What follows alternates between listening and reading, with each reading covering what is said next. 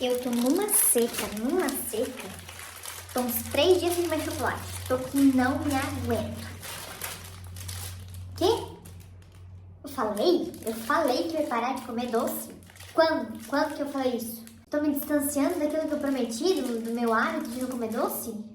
Será? Não, né?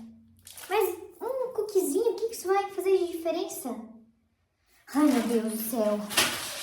Olá, para quem não me conhece, eu sou a Isabelle Laís, aqui do canal Mindset Emocional, e aqui a gente fala sempre sobre inteligência emocional, sobre desenvolvimento pessoal e desenvolvimento profissional. E nesse vídeo nós vamos abordar sobre construção de hábitos com base na neurociência. A gente vai entender mais a fundo se realmente é possível mudar um hábito em 21 dias, como muitos e muitos cursos e coaches prometem. Cara, esse negocinho ali do chocolate é verdade, tá? Meu Deus do céu, é uma dificuldade.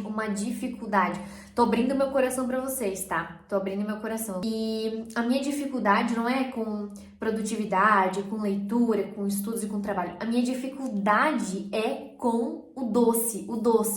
Até com os outros tipos de alimento, no geral, não tenho tanto problema, sabe, em controlar. Agora, com o doce, de verdade, eu tô 3 dias sem comer chocolate, parece que eu só falta subir pelas paredes. Gente, eu não sei que efeito que isso gera no corpo, mas eu tô me controlando. Eu já reduzi muito a quantidade que eu comia de chocolate, tá? Muito mesmo, vocês não têm noção. A partir do momento que eu comecei a colocar em prática aquela questão, 1% melhor todo dia, 1% menos todo dia do que tu comia antes. E mesmo que me dá umas reações meio estranhas esse tempo sem comer chocolate, eu percebo que eu consigo ter mais concentração e meu desempenho melhora durante o dia. Então, olha só, para algumas coisas até que o corpo da gente se adapta, parece que a gente não vai conseguir ficar sem, né? Mas depois, o efeito positivo que isso gera é muito bom. Então, você consegue aumentar a tua produtividade, você consegue ter mais foco, diminui dor de cabeça, sabe? Além de todos os outros problemas de saúde que a gente sabe que o chocolate gera, né? Então, sem mais delongas, a gente precisa primeiro de tudo entender o que é um hábito. Todo mundo fala de hábito, mude de hábito e sei lá o quê, mas o que é um hábito com base na neurociência, né? Um hábito é como se fosse um processamento automático que o nosso cérebro gera com base em uma determinada situação. Então, por exemplo, assim, ó, você começou a ler. Então, o teu cérebro sabe que ele se beneficia da leitura, ele faz o exercício dele quando você tá lendo, né? Além de adquirir novos conhecimentos, de você poder viajar mentalmente para outros lugares. Então, ele sabe que ele tem uma certa recompensa quando você tá lendo. Você vai adquirindo esse hábito da leitura, então toda vez que você lê um livro, sente vontade de ler, o teu cérebro vai se beneficiando disso. Dentro do nosso cérebro nós temos os neurônios, e esses neurônios, eles criam circuitos entre eles. Eu vou deixar uma imagem aqui para vocês para facilitar o entendimento. E esses circuitos, eles são fortalecidos com a repetição. Então, quanto mais você pratica uma coisa, quanto mais você lê, quanto mais você exercita, o teu cérebro vai entendendo que isso é bom para ele. Ele libera recompensa, dopamina, endorfina, entre outros neurotransmissores. E ele vai fortalecendo esse circuito, essa sinapse, vai fazendo uma correlação, um link, sempre que você vivencia aquela situação.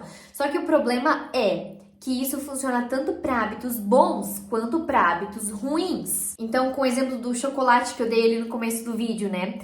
Teu corpo, quando você come chocolate, ele libera uma série de substâncias químicas que te dá prazer, um prazer momentâneo, né? Quanto mais você vai alimentando isso, que você não coloca um limite, por exemplo, que sempre que teu cérebro vê, ele quer. Tu não sabe se controlar diante daquela situação. Tu vai fortalecendo aquele circuito, cada vez vai se tornando mais difícil de eliminar esse hábito ou de diminuir o consumo. Porque ao invés de você enfraquecer esse circuito neural, você vai fortalecendo ele. E quanto mais fortalecido, mais difícil é de você se desfazer de um hábito. Eu li num livro, se eu não me engano, foi no livro Hábitos Atômicos, do James Clear. É um livro muito bom, que ele fala sobre essa construção de comportamentos e de hábitos, né? Lá ele fala assim, ó, aquele 1% melhor todo dia, vamos supor que em um ano você faça 1% melhor todo dia. Ao final do ano, você vai ter evoluído 37%. Agora, do contrário, se todo dia você fizer 1% a menos, então você relaxar em certo comportamento, em certo hábito bom, ou, no caso, adquirir um hábito ruim, isso vai te levar para a estaca quase zero. Se eu não me engano, se a gente faz a conta de potenciação, vai para 0,03.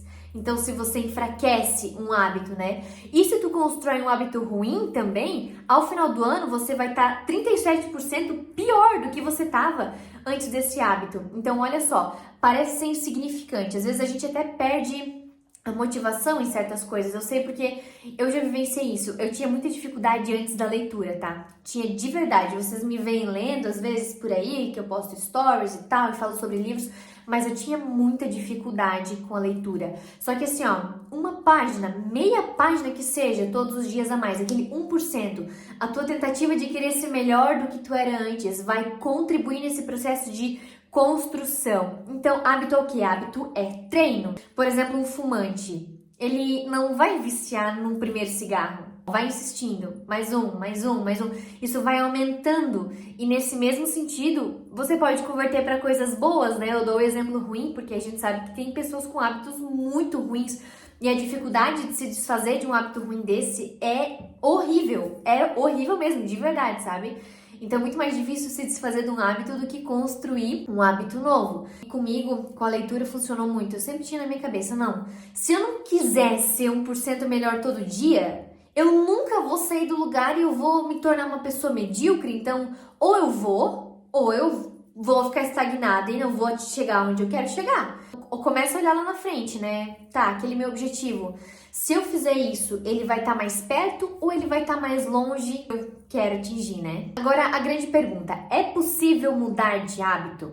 Sim, é possível mudar um hábito, mas você não pode simplesmente passar o fio e apagá-lo da sua mente. Imagina que eu tenho aqui duas tomadas, né? E dentro dessas duas tomadas passa um fio. Sempre que você pratica aquela atividade relacionada a essa sinapse neural, vai passar energia nesse fio, vai passar energia. Então, você não pode simplesmente ir lá cortar aquele fio, mas você pode enfraquecer fazendo o quê? Não deixando passar energia, não praticando aquele hábito. Às vezes, essa desconstrução, ela pode demorar um pouco, porque você não vai poder deixar passar energia ali no meio, né? Pensando o exemplo que eu dei antes de uma pessoa fumante, ela quer parar de fumar. Ela não pode simplesmente, do nada, parar de fumar, cortar aquela sinapse e não botar mais a mão no cigarro. Porque a abstinência é muito pior do que se ela estivesse fumando. Então, o que ela vai fazer? Ela vai diminuir. Em vez de fumar 10 cigarros por dia, ela vai fumar 8, depois 5, depois 3, até o ponto que ela consegue ficar sem isso. Então, um hábito, você tem que ir desconstruindo ele aos pouquinhos, porque se você da noite pro dia, não, quero mudar de vida agora, vou começar do zero, isso vai só mais te prejudicar do que te ajudar. Claro que pensando em uma situação extrema, por exemplo, fui no médico e descobri que eu tô com colesterol explodindo, eu vou ter que cortar da noite pro dia a gordura. Se o teu médico te alertou, Isabelle, teu colesterol ruim, ele não tá um pouco alto ali, tu tem que dar uma cuidadinha aí, vai diminuindo aos poucos, pra não deixar chegar no extremo de que tu vai ter que cortar. É assim que funciona com as nossas sinapses neurais, que são responsáveis pela construção de hábito. Tá, Isabelle, isso leva quanto tempo? Porque a gente não cansa de ver pessoas falando por aí, prometendo a pior parte de todas, faça isso e mude os seus hábitos em 10 dias, em 21 dias, em 40 dias. Gente, pelo amor de Deus, vender isso deveria ser considerado um crime, porque assim, cada pessoa tem uma conexão neural diferente. Tu não pode simplesmente sair vendendo coisas dizendo pra pessoa assim, você vai construir um hábito em 21 dias. Tem gente que leva anos para construir um hábito. Por exemplo, o hábito de fazer exercício é difícil, ou para desconstruir o hábito de comer doce, por exemplo. Essa questão é bem complicada, assim, sensível, né, de você estipular uma quantidade de tempo para uma pessoa. Então repense bem quando alguém vem com muitas promessas assim, milagrosas, porque não é assim que funciona. Pode ser que uma pessoa consiga construir um hábito em 21 dias? Pode ser que ela consiga. Mas a gente não pode sair generalizando isso porque não funciona com todo mundo. Tem gente que demora muito mais tempo para conseguir fortalecer essas conexões neurais do que outras pessoas. É aí que entra a neuroplasticidade. Eu não sei se vocês já ouviram alguma vez falar nesse tema. Ele é um tema relativamente recente, tratado mais publicamente. Antes ele era bem abordado de forma científica, né? Então o pessoal da saúde provavelmente vê muito mais do que o pessoal das outras áreas. Só que nada mais é do que a capacidade do nosso cérebro de se mudar ao longo do tempo. Então por isso que sim, é possível você mudar de hábitos e você mudar de comportamento. O teu cérebro, ele é neuroplástico. Só que assim, a neuroplasticidade ela varia ao longo da vida. Então, crianças têm o cérebro com muito mais neuroplasticidade do que pessoas adultas e do que pessoas idosas. Por isso que uma criança ela muda muito de comportamento e de forma relativamente rápida. Enquanto para adultos e para idosos é muito mais difícil. Então, por exemplo, assim, uma pessoa idosa, você disser para ela, ó, vô, ó, avó, ou pai ou mãe, então, tu não pode fazer isso assim. As coisas não estão mais funcionando assim hoje, elas mudaram. Mas eu sempre fiz assim, essas coisas. E eu vou continuar fazendo desse jeito que sempre deu certo. O cérebro dessas pessoas, ele tem menos neuroplasticidade. É mais difícil delas mudarem de hábitos, delas mudarem de comportamento. Então, por exemplo, você explicar para uma pessoa idosa que o mundo está se tornando mais tecnológico, que é importante que ela tenha um celular para comunicação, que é importante que ela faça exames mais modernos, que ela consulte com médicos mais novos, com médicos que têm novas especializações. É difícil você falar isso pra pessoa e ela aceitar, porque ela acha que aquilo que ela fez ao longo da vida toda dela é o que tá certo. Então, desconstruir um pensamento que ela sempre teve e que pra ela sempre foi certo é muito mais difícil do que você falar para uma pessoa de 20, de 30 anos. Ela vai entender mais fácil. Tudo isso tem a ver com a neuroplasticidade. Importante a gente falar também, ao longo de um mês, por exemplo, que você está tentando adquirir um novo hábito. Eu vou começar a pedalar agora. Então, eu vou praticar ciclismo toda a semana, 3 vezes por semana. Ao longo desse mês, você vai ter alteração de humor, você vai ter alteração de hormônio, mulheres perto da menstruação. O seu ambiente de relacionamento vai ter mudança, ele não vai ser sempre o mesmo, ele vai ter oscilação. E tudo isso altera a forma que a gente se sente e, consequentemente, muda a nossa motivação diante da tentativa de adquirir um novo hábito. Por isso que, assim, em momentos que você não tá muito motivada, que pensa, meu Deus, mas eu tô fazendo, eu não vejo mudança nenhuma no meu corpo, eu não consegui me sentir mais disposta praticando ciclismo, tô lá, 20 dias. Não deu tempo ainda. Só que a gente tem um senso de imediatismo que a gente acha que tudo vai se construir na hora e não é assim que funciona. E nesses dias que a gente tem essas oscilações, principalmente ao longo do mês, principalmente mulheres, a tentativa de adquirir o hábito parece frustrada. Então, qual que é a tua vontade? Meter os 2 pés, literalmente, meter os 2 pés. Só que é nesse momento que a gente vai começar a fortalecer, a pensar, por que eu tô fazendo isso? Tal ponto. Eu quero mudar o meu corpo. Por que eu tô fazendo isso? Porque quando eu estiver mais velha, quando eu estiver idosa, eu quero ter a capacidade de levantar do vaso sanitário sozinha. Ok. Então eu preciso continuar praticando isso. Porque se eu parar agora, eu vou regredir tudo o que eu construí nesses 20 dias. Então pensa, eu posso fazer o 21, o 22 e o 23. Eu vou crescer. Agora, se eu simplesmente parar no 21, ficar uma semana, eu vou regredir tudo o que eu construí até ali. Pense como é pior voltar depois. Então, olha só, a importância de a gente entender a raiz do mal, né? Uma pessoa que usa drogas, por exemplo, provavelmente ela entrou nesse mundo por quê? Porque foi influenciada. E aí, ela começou a ter várias recompensas temporárias, né? Porque a longo prazo só trouxeram desgraça pra essa pessoa. E ela entendendo a raiz, tá? Eu usava droga porque eu tinha problemas familiares.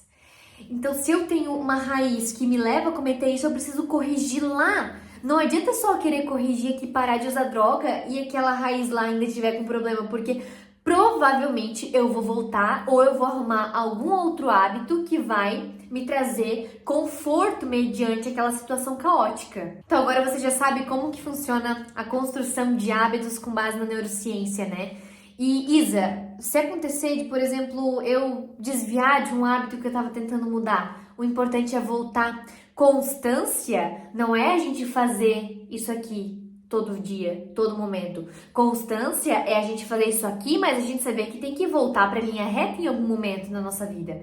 Então, assim, você entendeu quais hábitos precisa mudar, né? Desconstrói na tua mente aquela questão de que eu preciso mudar isso em tantos dias. Pare de pensar dessa forma. Começa a pensar. Eu preciso atingir aquela meta. Como que vai ser o processo para atingir aquela meta?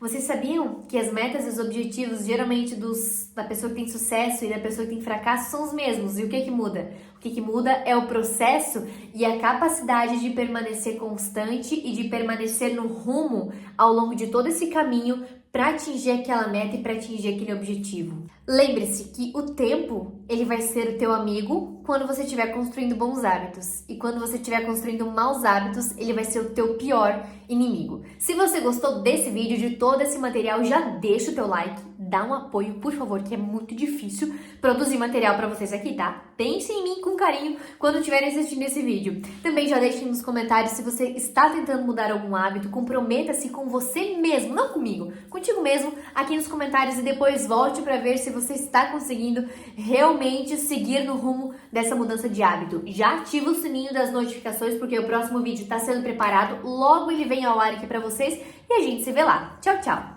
E agora eu vou lá juntar o docinho, né? Porque se eu não for comer, pelo menos eu não preciso quebrar ele, né?